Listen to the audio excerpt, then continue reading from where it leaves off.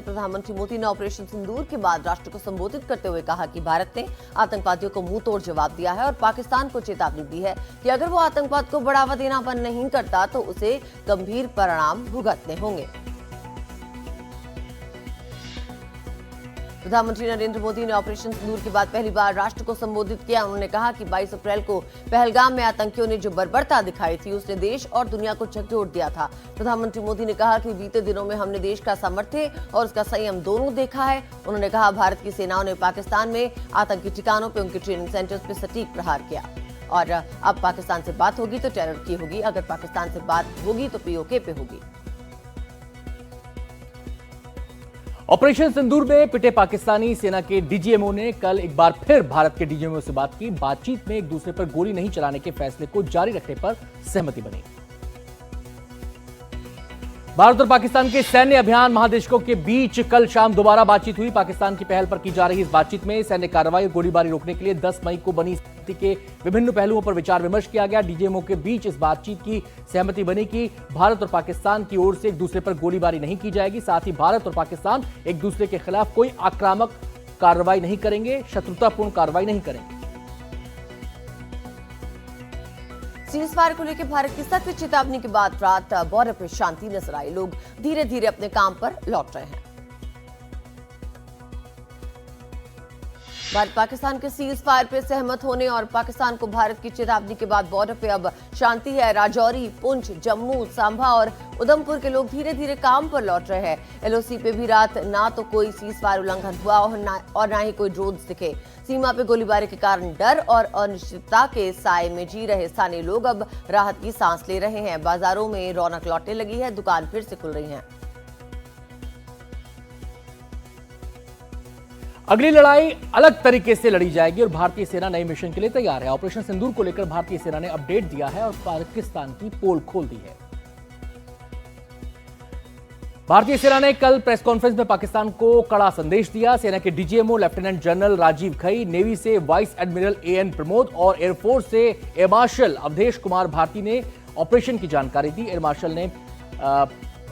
Martial Bharti ने कहा कि हमारी लड़ाई आतंकवादियों से है, पाकिस्तानी सेना से नहीं। लेफ्टिनेंट जनरल घई ने बताया कि भारतीय सेना ने पाकिस्तान और पीओके में आतंकी ठिकानों को निशाना बनाया जिससे भारी नुकसान हुआ। भारत पाकिस्तान तनाव के बीच एहतियातन बंद किए गए देश के 32 एयरपोर्ट्स आज से खुल जाएंगे। श्रीनगर अंतर्राष्ट्रीय हवाई अड्डा भी उनमें से एक है। श्रीनगर एयरपोर्ट को सीज फायर के बाद फिर से अपने ऑपरेशंस के लिए खोल दिया जाएगा। आज से यहां एक बार फिर कमर्शियल उड़ानें शुरू होंगी। भारत पाकिस्तान के बीच तनाव बढ़ने के बाद सरकार ने एहतियातन 32 हवाई अड्डों को बंद किया था। एक वरिष्ठ अधिकारी ने बताया एरोड्रोम क्लोजर नोटिस यानी नो टाइम को रद्द कर दिया गया है और श्रीनगर हवाई अड्डा उड़ानों के लिए संचालन के लिए तैयार है। हवाई अड्डा बंद होने का असर श्रीनगर से हज यात्रा पे भी पड़ा था। अब हज यात्रा से जुड़े संचालन भी शुरू हो जाएंगे।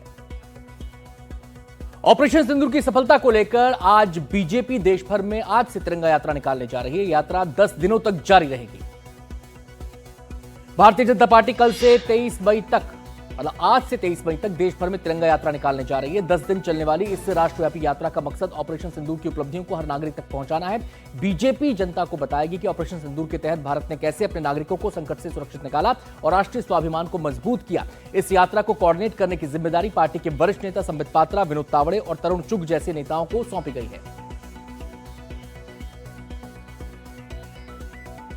और पाकिस्तान से जुड़े हैकर्स ने भारतीय वेबसाइट पे किए 15 लाख साइबर हमले, हालांकि उन्हें कामयाबी ना के बराबर मिली। महाराष्ट्र साइबर विभाग ने बताया कि पहलगाम आतंकी हमले के बाद भारत की महत्वपूर्ण सरकारी और बुनियादी ढांचे से जुड़ी वेबसाइट पे 15 लाख से ज्यादा साइबर हमले किए गए, जिनमें से केवल 150 ही सफल रहे। ये हमले बांग्लादेश, पाकिस्तान, मध्य पूर्व और एक इंडोनेशियाई समूह द्वारा किए गए थे। इन हमलों में अपनाए गए तरीकों में मैलवेयर अभियान, वेबसाइट को ठप करना, जीपीएस स्पूफिंग जैसे तरीके शामिल हैं। पाकिस्तान की गोलीबारी में शहीद बीएसएफ कांस्टेबल जीडी दीपक चिंगाखम को आज श्रद्धांजलि दी गई। जम्मू कश्मीर के उपराज्यपाल मनोज सिन्हा ने पुष्पांजलि अर्पित की। सीमा पर देश की रक्षा करते हुए बीएसएफ के कांस्टेबल दीपक चिंगम खम ने सर्वोच्च बलिदान दिया। जम्मू कश्मीर के उपराज्यपाल मनोज सिन्हा ने सम्मान के साथ पुष्पांजलि अर्पित की। देश के वीर बलिदानी को सैल्यूट किया। बीएसएफ के जवान दीपक को आरएसपुरा सेक्टर में अंतर्राष्ट्रीय सीमा पर पाकिस्तानी गोलीबारी में गंभीर रूप से चोटें आई थीं। रविवार को उन्होंने अंतिम सांस ली।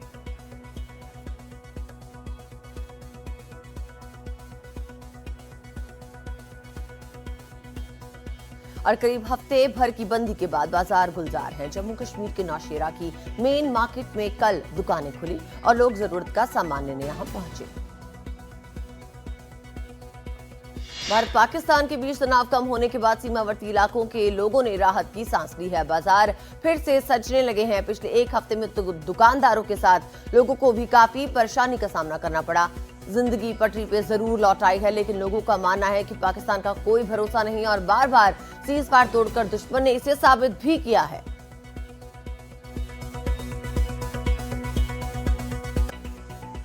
भुज में एक दिन पहले तक सूनी पड़ी सड़कों ने अब रफ्तार पकड़ ली है। जो दुकानें पहले बंद थी वो फिर से खुल गई हैं। लोग घरों से बाहर निकलकर जरूरत का सामान खरीदते नजर आए। पिछले कई दिनों तक पाकिस्तान की ओर से आम नागरिकों को निशाना बनाकर जमकर फायरिंग की गई, लेकिन हालात सुधरने के बाद लोग सेना के साहस की तारीफ कर रहे हैं, साथ ही अमन चैन की हिमायत भी कर रहे हैं।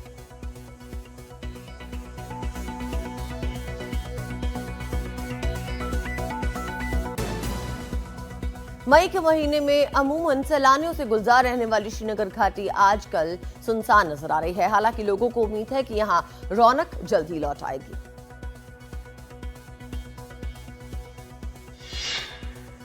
पहलगाम हमले के 20 दिन गुजर जाने के बाद भी कश्मीर की वादियों में सन्नाटा है। भारत और पाकिस्तान के बीच सीज फायर के बाद कारोबारियों को उम्मीद थी कि एक बार फिर पर्यटकों से ये घाटी गुलजार होगी, लेकिन सैलानियों की संख्या में गिरावट बरकरार है। पहलगाम में हुए आतंकी हमले के चलते लखनऊ से जम्मू जाने वाले पर्यटकों की संख्या में 57% की गिरावट दर्ज हुई। पिछले साल जनवरी से अप्रैल के बीच 2,80,000 यात्रियों ने ट्रेन और दूसरे साधनों से जम्मू की यात्रा की।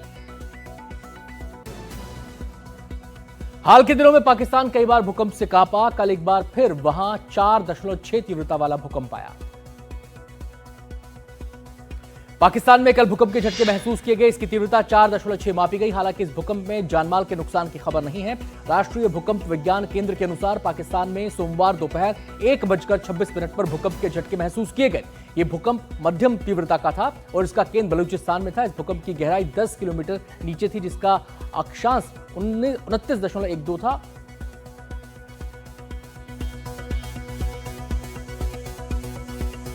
उत्तर प्रदेश के 17 शहरों में अब घर के बाहर गाड़ी खड़ी करना महंगा पड़ेगा।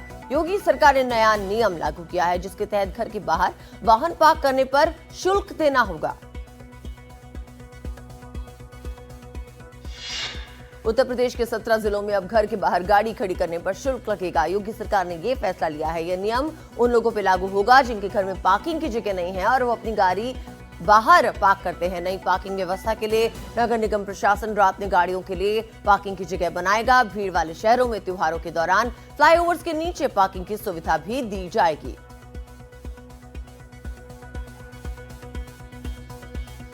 बीसीसीआई ने आईपीएल 2025 के बचे हुए मैचों के शेड्यूल का ऐलान कर दिया है। टूर्नामेंट फिर से 17 मई से शुरू होगा और फाइनल 3 जून को खेला जाएगा। आईपीएल के बाकी बचे मैचों का शेड्यूल जारी कर दिया गया है। भारत पाकिस्तान के बीच सैन्य टकराव के कारण एक सप्ताह के लिए इसे स्थगित कर दिया गया था। नए शेड्यूल के मुताबिक आईपीएल 2025 के बाकी बचे मैच फिर से 17 मई से शुरू हो जाएंगे और फाइनल 3 जून को खेला जाएगा। आईपीएल 2025 में कुल 17 मैच खेले जाने बाकी हैं। पहला क्वालिफायर 29 मई को, फिर एलिमिनेटर 30 मई को, जबकि दूसरा क्वालिफायर 1 जून को होगा। फाइनल 3 जून को खेला जाएगा।